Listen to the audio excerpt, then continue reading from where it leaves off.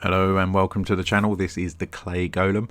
In this series of videos we're going to be looking at using the Foundry VTT as a way of running games for Dungeons and Dragons, and we're going to be looking at it from the Dungeon Master's point of view, how to use Foundry VTT to set up and create your adventures and campaigns for running your virtual groups.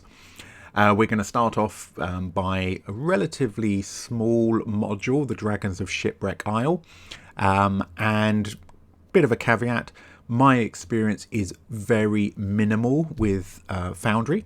So I'm quite new to this, so we're going to be learning along together, and I'm going to start off by not using any additional plugins and modules for the reasons of getting to know Foundry as a base piece of software. And as we go along and we encounter problems or issues where we want to enhance the experience, we will look at modules individually that can do that. So I have previously created some adventures and scenes and things in Foundry VTT, but I'm nowhere near what you might call experienced. So we're also going to be slightly further down the line looking at integrations with D&D Beyond, where we would hopefully have our characters being made by our players and importing those into Foundry VTT. But for this session, we're just starting off of trying to set some of the basics for the Dragons of Shipwreck Isle. So this essentially is the game map that's come from this. Now, Dragons of Shipwreck Isle, available on D&D Beyond. I won't be sharing too much information that is obviously sort of copyright information, but we will be using some of those resources. I am a member of D&D Beyond, so I have a membership, so I can use all of these resources myself, but I will not be sharing these for you guys to use, but you can get them from D&D Beyond yourselves. And I think Dragon of Shipwreck Isle currently is free as a starter module, so you should be able to get access to the various maps and things I'm going to use without having to pay for it. You will have already had to pay out for Foundry VTT if you're going to be using all of the features that hopefully we will eventually cover in this series. So Shipwreck Isle is a very useful module to start with because it's quite small. It's relatively simplistic. It is designed for new players and new DMs. So we should be able to cover everything we want to in Foundry VTT without spending hours and hours repeating the same kind of processes. So as you can see, this is the DM's version of the map for the module, and there are 4 main locations on here: the wreck of the Compass Rose ship, Dragon's Rest, the town, the Clifftop Observatory, and the Seagrow Cave. So there's only 4 main locations, so we're only going to have 4 main scenes. However, the way this module flows is the characters essentially will start and arrive at Dragon's Rest, and they are expected to come and go from those other major areas. The Seagrow Caves should be their first location they go to, back to Dragon's Rest, then off to the Clifftop Observatory, back to Dragon's Rest, then off to the Compass Rose. Obviously your players will do whatever they feel like, and things don't always necessarily go in that order, but that's the basic flow of this adventure with those 4 main areas. There's also 4, you can see them around, what lies beneath: Kobold Renegades, Hot Springs Havoc, and there Owlbear. 4 additional encounters that are not locked into anywhere in particular in the story. And they're not necessarily random encounters, although you can use them like that. But we're going to set those up as well, so that any point we want to introduce them, maybe we want to mix up the challenge that our party is facing, or use them as random encounters, we've got them on hand to add in. So the first thing we need to do is to flick over to Foundry VTT. And here I am in my virtual tabletop. Now you can see this is the front page. I've logged in, but I've not done anything else. I have previously created and played with creating a campaign, Township Troubles, just to play with some of the features, get it set up, ready, and run some some test games with some characters. And as part of that, I have downloaded a group of additional add-on modules for that, but we are not going to be starting our new world with those modules. So we're going to go with the basics, and then we'll add modules in and look at their functionality as we go. So I have installed as my game system. So if you're brand new to Foundry and you haven't done anything yet, the very first thing you need to do is to install Foundry itself. When you come into Foundry, you're going to want to install your game system. You can just click on this install system here, and a search comes up, and you can search for example, if you search for D&D, you can see these come up. And I've already got mine installed, so I'm not going to reinstall what it was. But obviously Foundry has a huge amount of different game systems, but we're sticking with D&D. So I have my game system installed, which is great. And now I need to, popping back to Game Worlds, I need to create my new world. So I'm just going to click this button here, and I'm going to give this a title. So I'm going to just call this Shipwreck Isle for this purpose. And if I want to, I can change my data path of where it's going to save my various information for this. I'm not going to change that for this video. I do need to select a game system.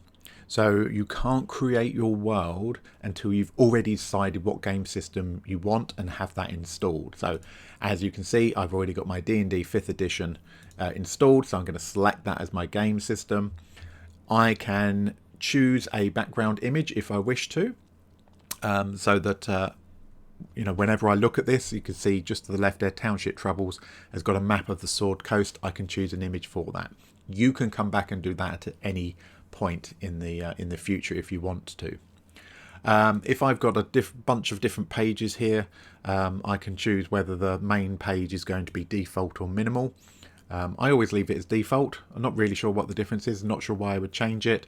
And I do have ability here to schedule the next session in so that my players know when that is going to be. And of course, if I want to, I can put in a description of this world for my players to give them a bit more context. I'm not going to worry about that. On the basis of my players have all played before. They all know the context of the world that we're going to be operating in. And I would rather do that as a discussion conversational piece as opposed to giving them lots of stuff to read, and the expedience of this video, of course. Okay, so I've got the basics in that I need to have here, and I can click Create World. And you can see straight away Shipwreck Isle has been created with that default Foundry VTT icon in the background. Right, so all I need to do here is to click on Start, and it will immediately open this up to enable me to log in.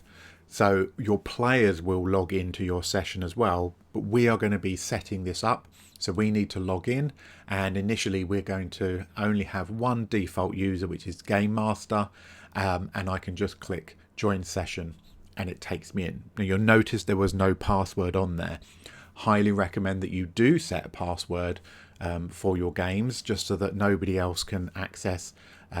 If you send your link to your players, they could choose to log in as the game master and mess with your stuff, and nobody wants that. Nobody wants to log in to run a game to find somebody's deleted a bunch of their things. Okay, so we're now in Foundry. Here it is, plain, no modules installed, and it brings us this beautiful blank screen. There are some really useful getting started, user management, actors and scenes and things down the right hand side with hyperlinks, and there's pretty good documentation out there. And if in doubt, Google is your friend. Lots of people solving all sorts of little problems. But the basics to get started shouldn't be too difficult. Okay, so let's start at the top right here. It's quite small, but you can see that there's a whole group of different icons up here. So the very first one is chat messages, which literally is on the right hand side. You can see there's a chat function here that you can use to chat with your players. Now this chat function will also report on any dice rolls and things like that during play, but we're not playing yet, we're doing setup. This second icon here is for combat. It's how you run your combat with your with your characters and your monsters, etc. We're not running combat, so we can ignore that one. This third one is our scenes, and this is what we're here to do. So I'll come back to this in a moment and we'll talk a bit more about how to do that, because that's going to be the first thing and the focus of this video. We also have our actors. So actors is basically any character. So your non-playing characters, your player characters, your monsters and villains, and anything else that you're going to have that represents a being, a creature, etc. within your game. So your goblins are going to be in there, your player characters are going to be in there, the town mayor is going to be in there. All of those things are going to be actors that can move around the map, interact with each other, etc. The next one on here is items. So we can have a whole series of items that we've imported or created that might be weapons, equipment, and things like that. But again, we're not going to worry about that at this point. Our third one here is the journal. Now we are going to look at the journal, although in future video we're going to look at enhancing that journal and making that much more useful and engaging for the players and better organization for the DM as well. But the journal is essentially, you could think of it like a note section where you can make notes on various things throughout your world, and you can easily go and look up what was happening here, what's the information, what's the description I need to read of this room or this place. The journal also works for the players. So your players can have their own version of the journal that they can keep track of what's going on, make their own notes and stuff in as well. So it's a really useful tool. It's where all of our text is going to go that isn't directly that chat stuff.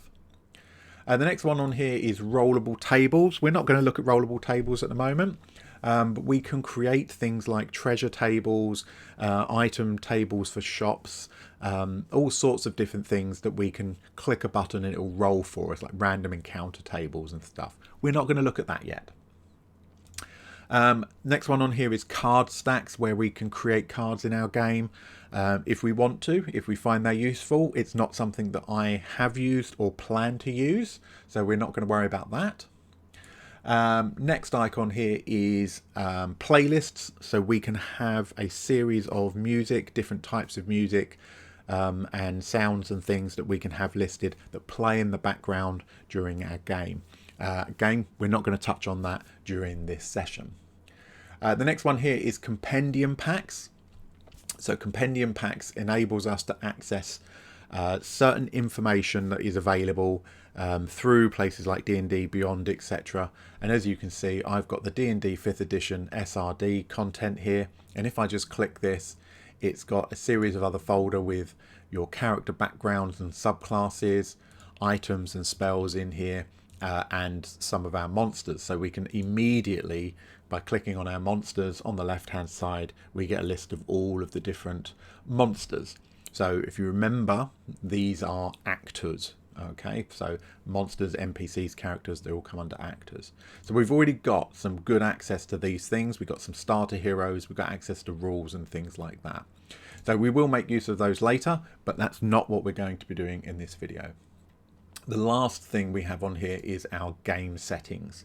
There's a lot of different settings that you can make.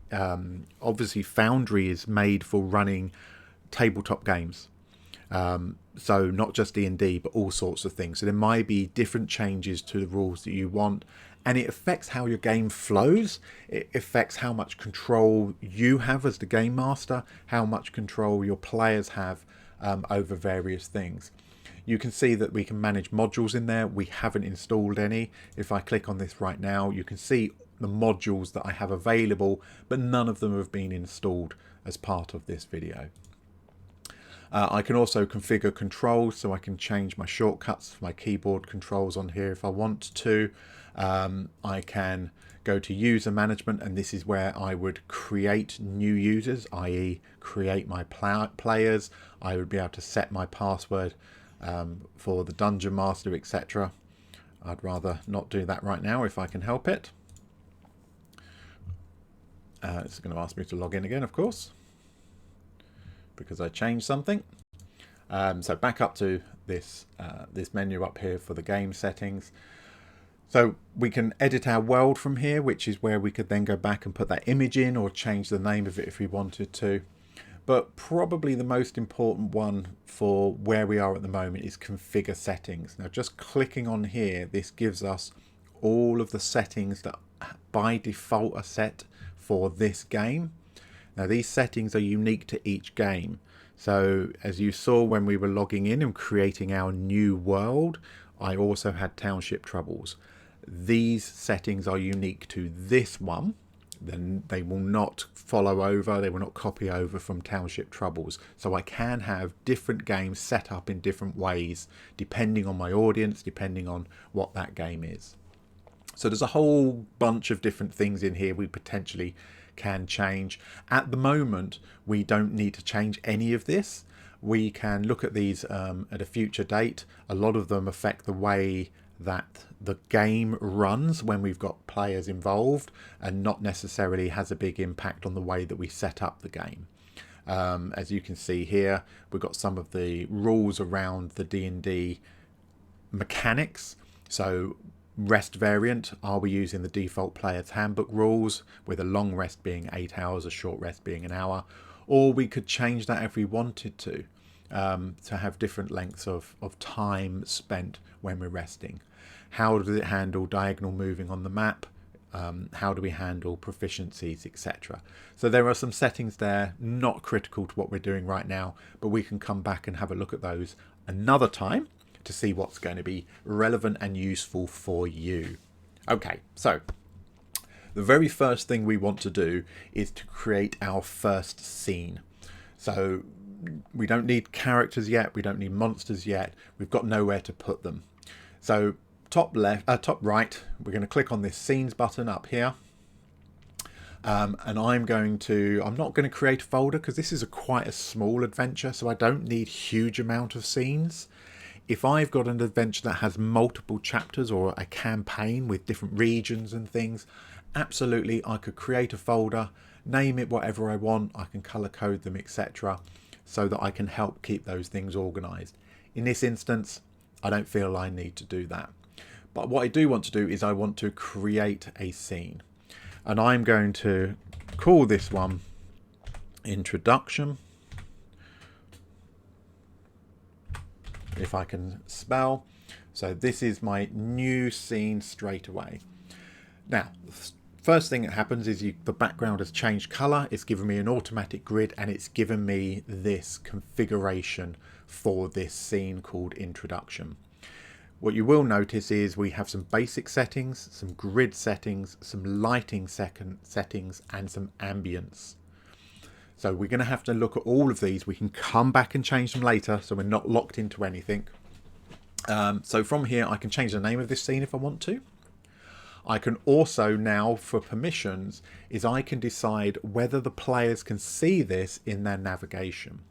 So when we talk about navigation, at the top left here, you can now see it's highlighted in orange because it's the active one we're looking at. You can see that I've got a scene called Introduction. As the game master, you can choose which of those that you can see up there, quick links to jump to. You can also choose which of those your players can see. So you probably don't want them to be able to jump ahead and go and look at the map for the dungeon before they've got to that part of the game. This is going to be the introduction. This is going to be the map of the area. So they're going to have a look at the map, have an idea of what it is, and we're going to have a bit of discussion about the game and the setting and everything else that's going on. So I will want them to be able to navigate back to that map whenever I want. So we've got permissions here, show in navigation, yes, and at the moment for the game master only, so the players can't see it. But this drop down here, I'm going to change that to all players. So at any time, any of the players can choose to come back to look at this scene. And I can call this scene whatever I like. It doesn't have to be the same as the scene name. So I'm going to call it Shipwreck Isle. That's what will actually appear up here as its name. And now I can start doing things like, what is the image I want here?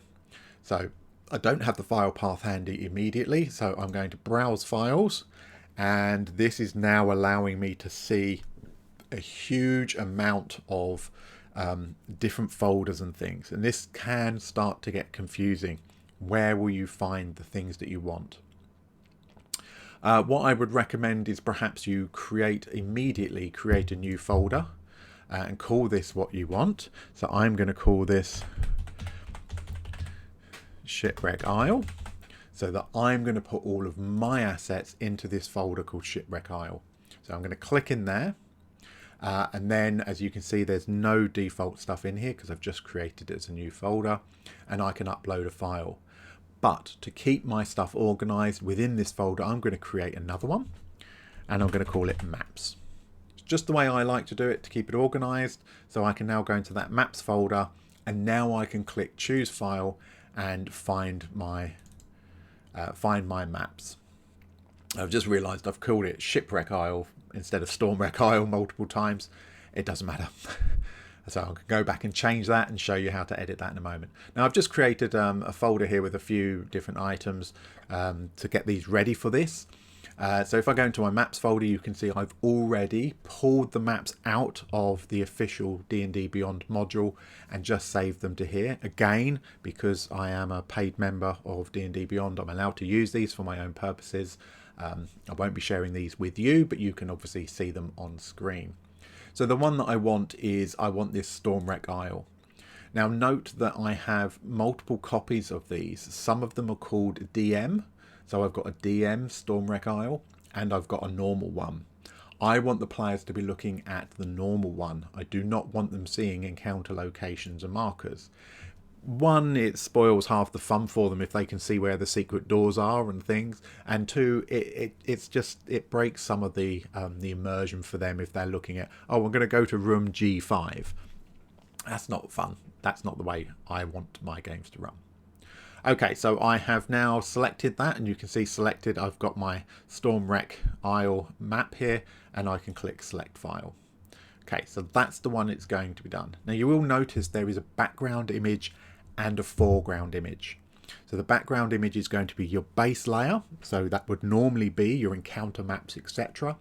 And if you wanted to, and this is something we'll perhaps come back and do later on when we're enhancing things, is we can put a foreground image as well. So this is an image that's going to sit over the top, and that might be something like an animated layer of clouds or weather effects or something that I want over my map. It might be something, you know, some kind of lighting effect or something.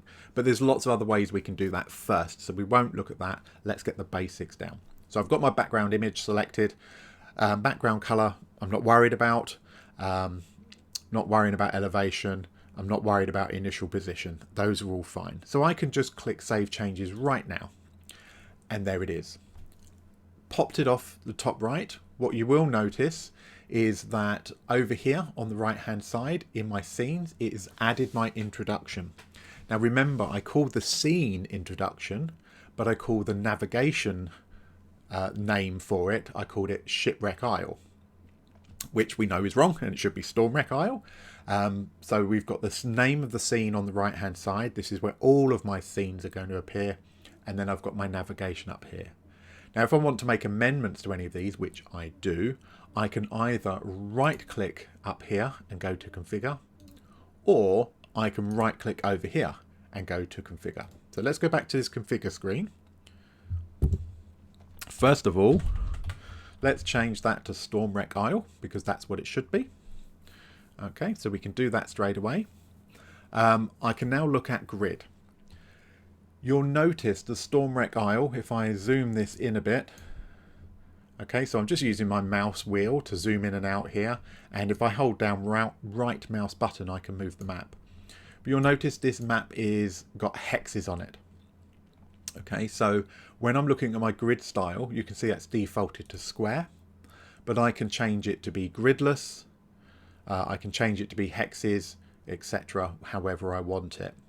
Now, if you look carefully in the background here, if I zoom in, you can see this gridded square over the top of the hexes. The hexes on this particular image are printed already on the map, so they're part of the picture itself. and these square ones are what VTT is putting over top, and that's within which my tokens will move. Now this is just a map. I'm not expecting people to put tokens on here and move them around. So for this, I'm going to say gridless. I'm going to take that grid away. We don't need it anymore. Next map we do, absolutely, it will have a grid on it, and we'll be wanting to add actors, etc. to that. So we'll come back and look at grid. But now I've made it gridless, none of these other things are going to have an effect on us. So we can just leave that. The only one that has an effect, actually, must say, is this percentage padding. What this percentage padding refers to is this gap between my image and the side of the viewable area. So I've got this area here. If I've got monsters and things like that, tokens, item tokens and things that as the game master I want to move onto the board and move off the board, I can place them in this area. I can place them outside of the viewable area and the players will not be able to see it. So I can store some of my things there out of their view, but really close on hand when I need them. So that padding is really useful for the game master.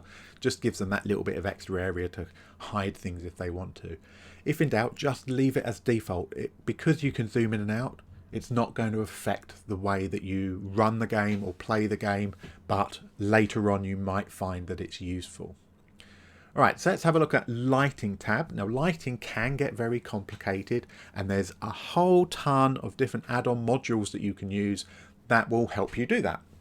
They do all sorts of different effects, different lighting, day, night cycles, and all sorts of things. We're looking at the very basics here. And what we can say on this map is token vision is one of the first options for this scene. What that means is if you drop your player character token, the player can only see on their screen as much as their character can see. So if it's dark and they've got no dark vision or no lamp lit and there's no torchlight of any description, they're not going to be able to see anything. The whole screen is just going to be black for them until they light a lamp or somebody else does. Which is really good for dungeon crawling. Okay, so some of your characters will have dark vision and don't need it. Some of your characters may have a torch and can see that limited range, and some of them may be in complete darkness, which obviously becomes very challenging for them to be able to move around, explore and defend themselves. This is a map that I want them to be able to see, and I'm not planning to put tokens on here. So I'm going to turn that off. I don't need vision to be restricted for players based on their token. Fog exploration means that the whole map is hidden until one of the characters has been to a particular location with their vision and have removed the fog of war, so now they can see that area. And then when they move out of that area, it doesn't get hidden again, it just gets greyed out to show that they know what's there even if they can't see it at the moment. Again, this is a map.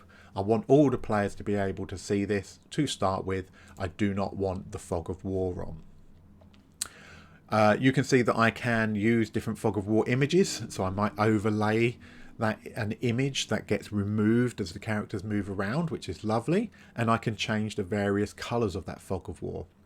Not relevant for this one, we're not using fog of war. Now down here we can talk about the global illumination.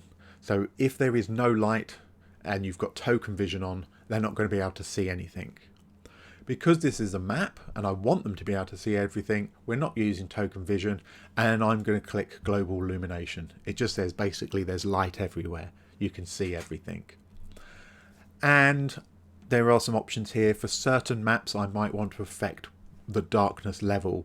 So it's never pitch black for a particular area. It might always be, you know, a small amount. I might have an outdoor scene at night time, but there's a bit of moonlight. So I might want to have the darkness level not absolutely 0, but have it slightly lighter than that.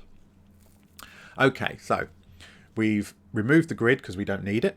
We've removed token vision and made sure there's plenty of light here because that's what's suitable for this one. And the last one here is ambience, where we can add certain things in here. So a scene playlist. So when we're on this, it will play a particular music or particular sounds, and we can put weather effects on. So just the default ones in Foundry VTT, we can put things like autumn leaves on. Let's put that on for the moment. That's obviously not going to be suitable for this scene, but let me save changes and we'll see what we've changed here anyway. So the very first thing we need to look at is those other grid squares have gone. We've now only got the hexes that are part of the image itself. So we've got rid of our grid squares, which is good.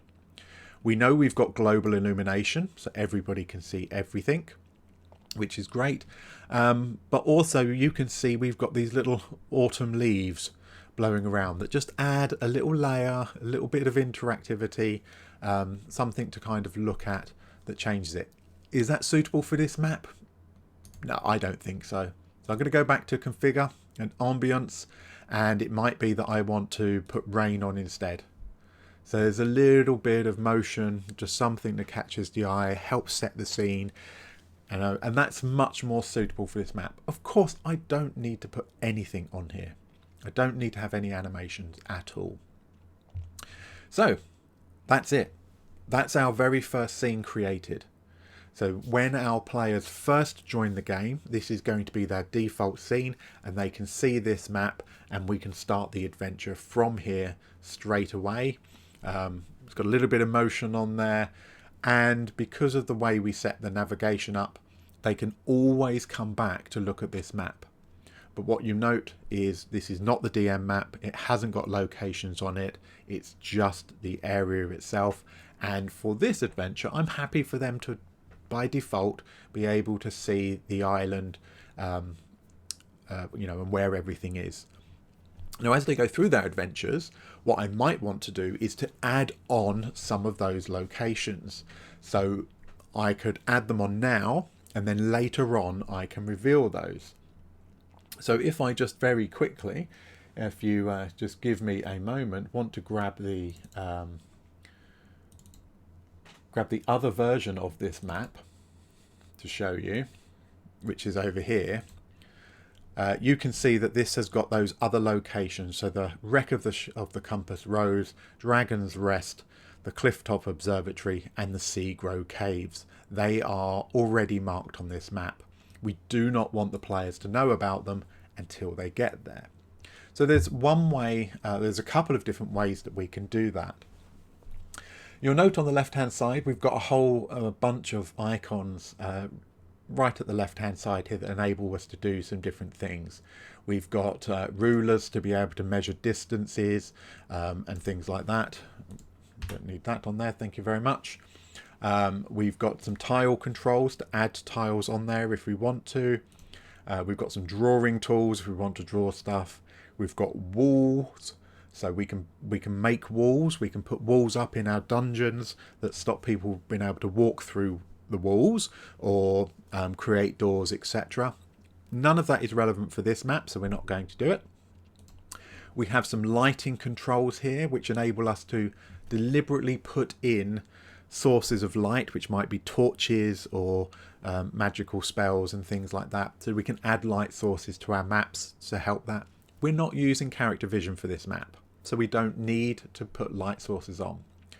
We can, from here, by clicking the button, we can transition our map from a daytime to nighttime if we want to. You can see the whole map is getting darker and it eases into this nighttime. So if we want to have our characters entering town and it gets dark, we can easily do that, and again we can make it lighter again. Now there's lots of dynamic things you can do with when the light drops below a certain level, certain torches and things come on, which can make a village or town scene seem really alive and much better than just a static map. As you dim the lights, the people in their houses, you can imagine they're all putting on their lanterns and things like that. But again, we don't need to do any of that. We can also reset that fog of war we talked about from here. Again, not relevant to us. We have some ambient sound controls, so we can create, let's say, when they're here, and you can see just by clicking create here, if you can see, it's not very clear on, you know, on this blue background of the sea, but you can see it's creating a radius. So let's just make it like that.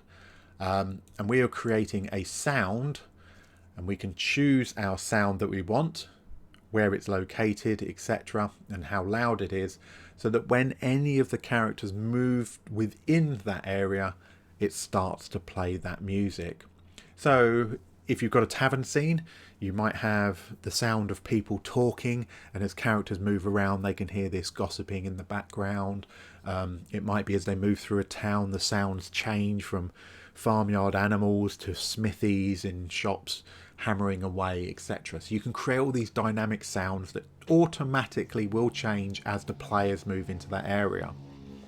So you could have one player standing next to the smithy listening to the hammering, while another player is actually in a tavern listening to music that's being played by the local bard.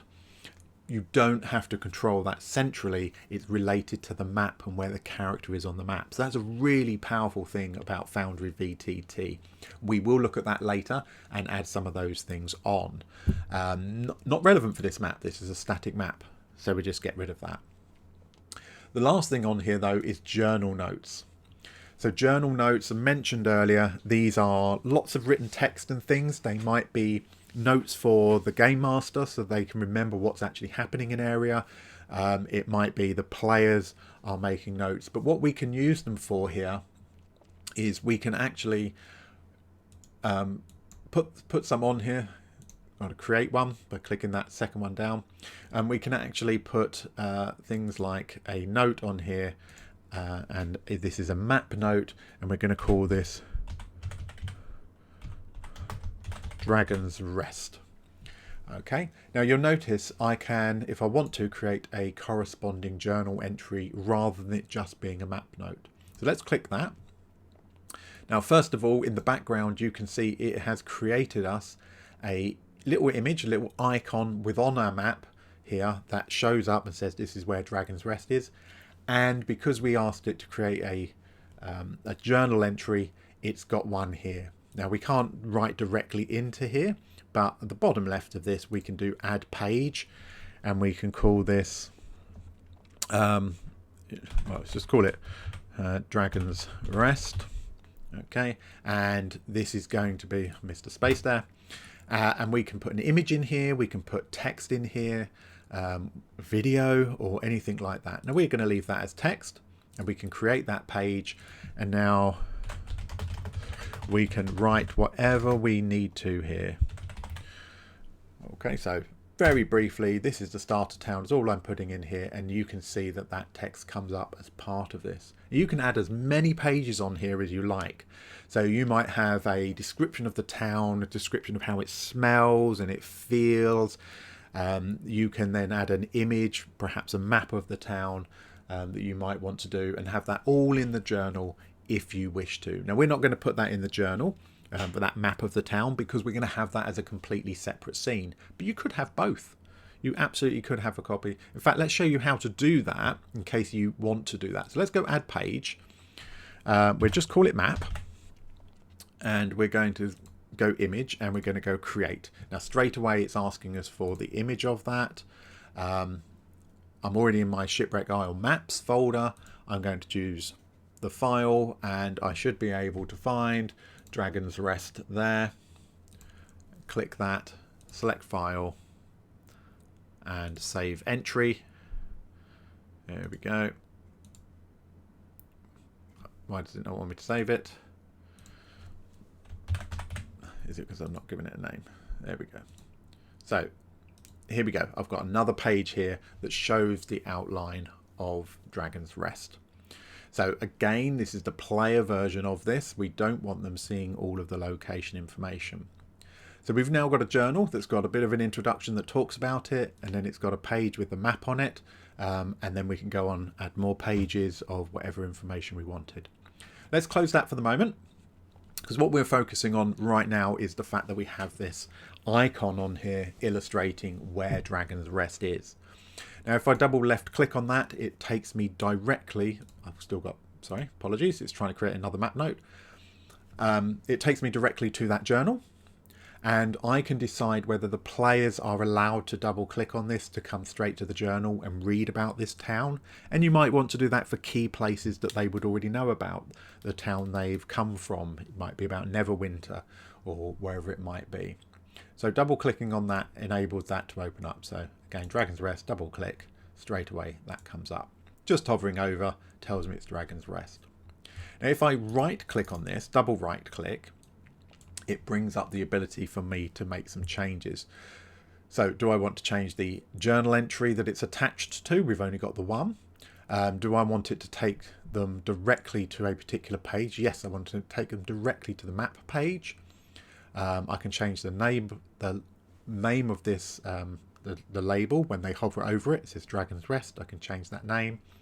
I can tweak the location of it.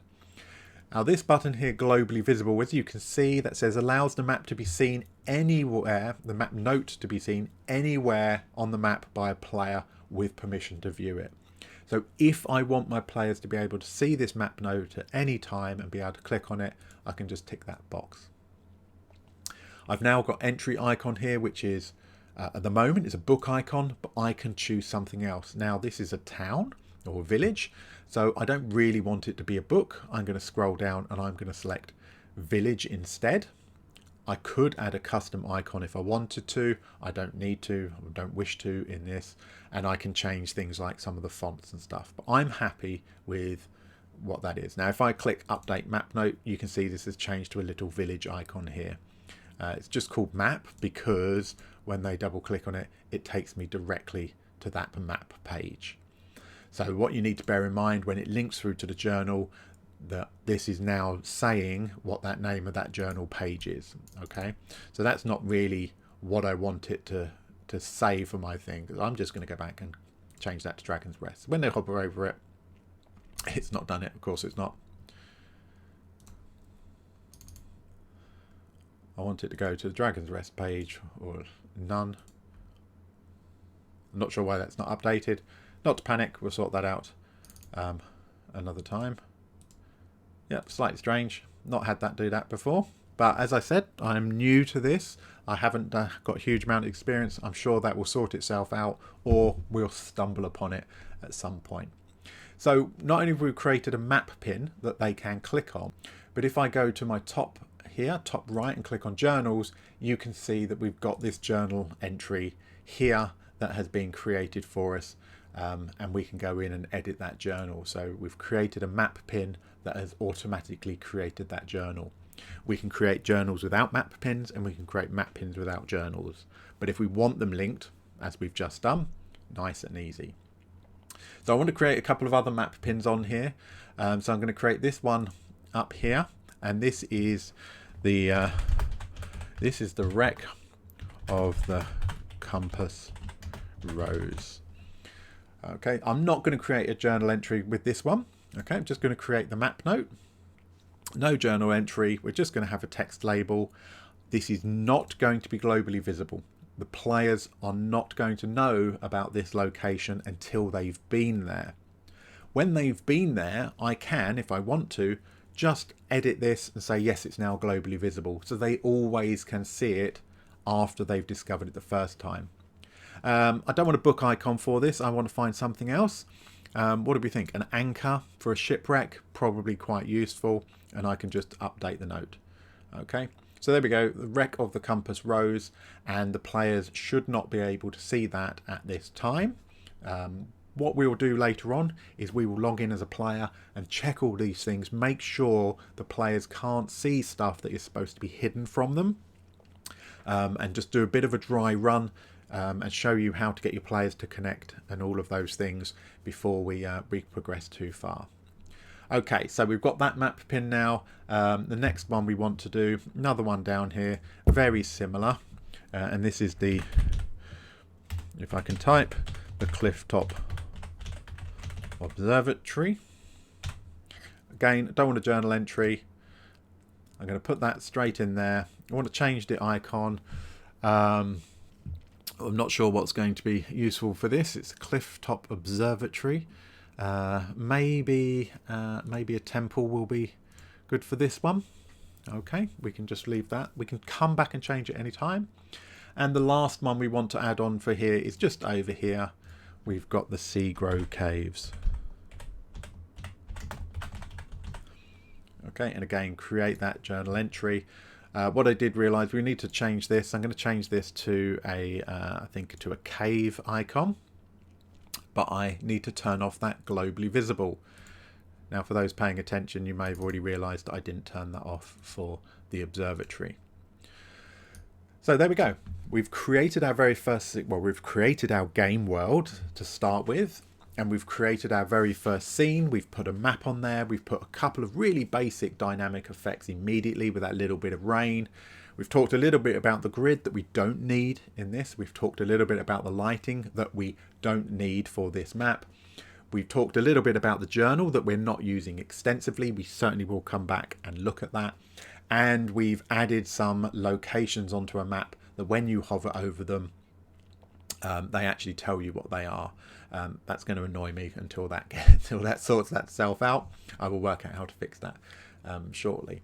So we've got these map pins. We can see those locations, and we know that we can hide map pins from the players until we want them to see it. So we are getting there already. Our first scene is done. I'm going to end this video at this point. Next video, we'll go on and create some of the other scenes and look at some of those things. We'll look at putting walls in, we'll look at some lighting and all of those bits that we need to do to make the map truly interactive for combat and exploration, rather than a simple static map like this. I hope this has been useful. If you've got any tips and things that you already know about Foundry, or you've got questions, I really can't promise I can answer those. Remember, we're not using any mods at the moment at all. This is pure base Foundry. What you will realise is that mods become very, very useful, and we will add them in as we go. At the moment, we're not using mods, but we will do later on. Leave a like, would be really appreciated. Obviously, hit the subscribe button to be notified of when the next video is out. Thank you for your time, and we'll be back next time.